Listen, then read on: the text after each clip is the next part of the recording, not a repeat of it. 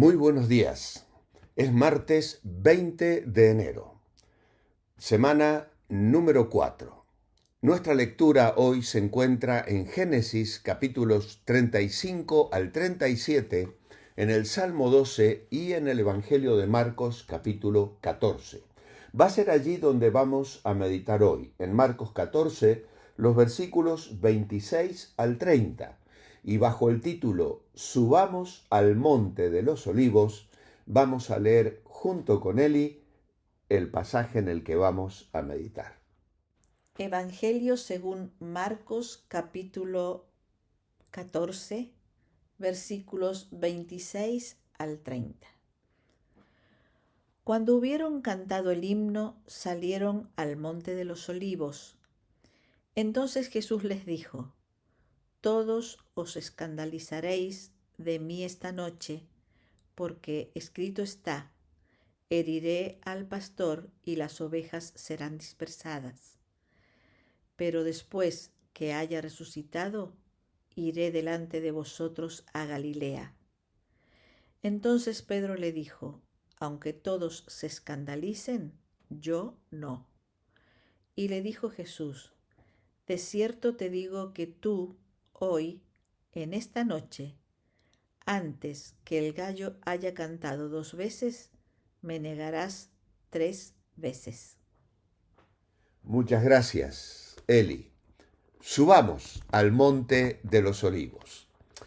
Dios usa el Monte de los Olivos para formar el corazón del creyente.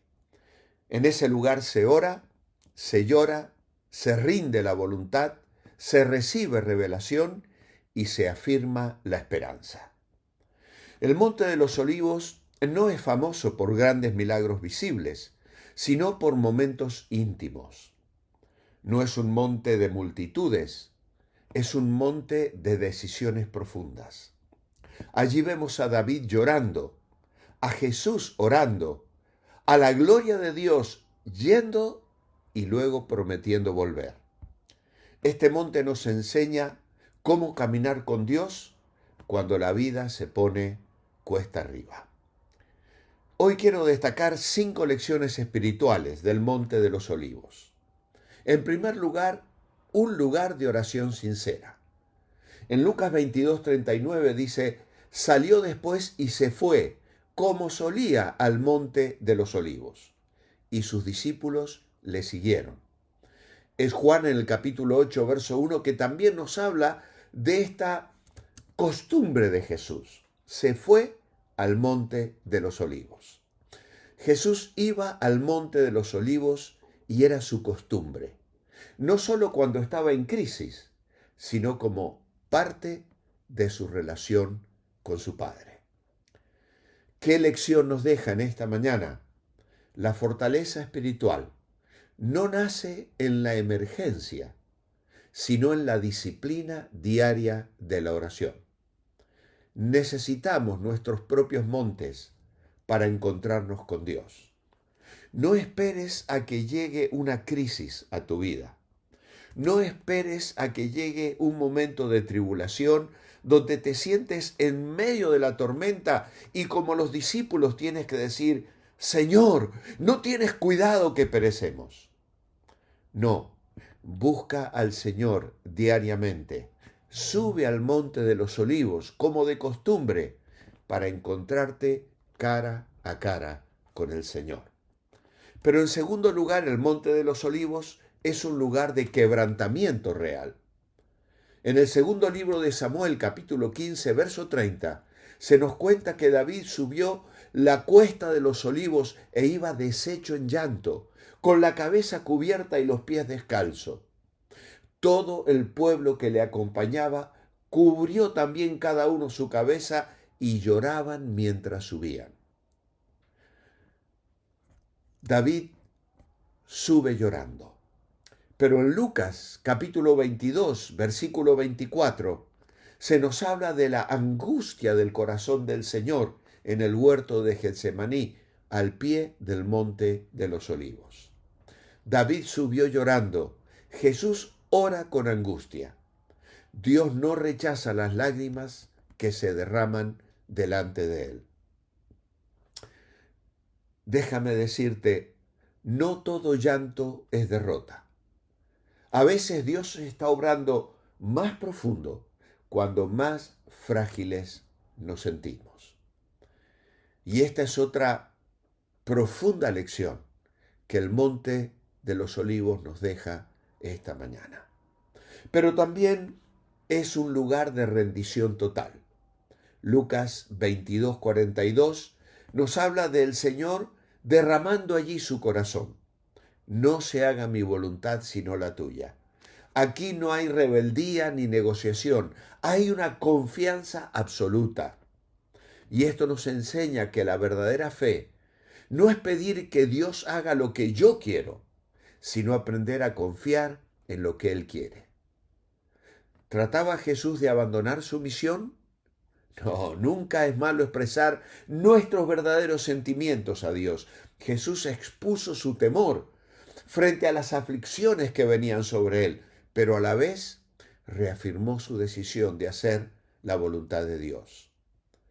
La copa a la que se refiere significa la agonía terrible que tendría que enfrentar, no solo el horror de la crucifixión, sino peor aún, la separación total de Dios que experimentaría al morir por los pecados del mundo. Si es posible, pasa de mí esta copa. Pero no se haga lo que yo quiero, sino lo que tú. Pero también, en cuarto lugar, es un lugar de revelación y perspectiva eterna. En Mateo 24:3 los discípulos se acercan y le preguntan, ¿cuándo serán estas cosas? ¿Y qué señal habrá de tu venida y del fin del mundo? Es en este monte donde Jesús habla del fin de la vigilancia, del reino que viene. Cuando estamos a solas con Dios, Él ajusta nuestra mirada. Y precisamente es en este lugar donde el Señor les dice, mira, van a acontecer muchas cosas, pero vosotros tenéis que estar vigilantes. La oración no solo cambia circunstancias, cambia nuestra manera de ver la vida. Sin duda a los discípulos le costó mucho entender el punto de vista de Jesús.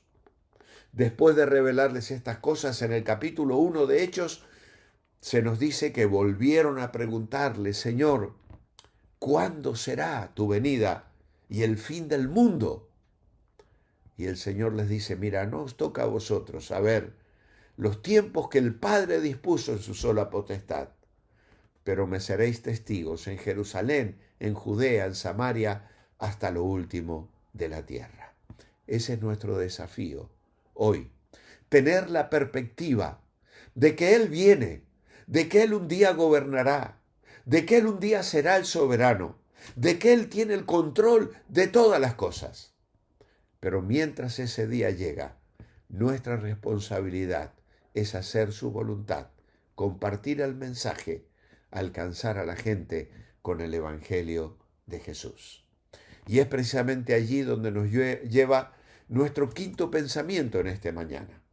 Un lugar de esperanza y gloria futura. Es lo que he mencionado, Hechos 1, 9 al 12, y también en Zacarías capítulo 14, verso 4. ¿Qué nos dice el texto allí? En aquel día se afirmarán sus pies sobre el monte de los olivos, que está enfrente de Jerusalén, al oriente.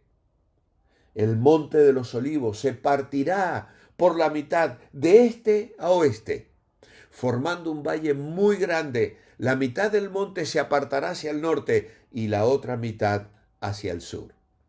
Y vendrá el Señor mi Dios, y con él todos los santos.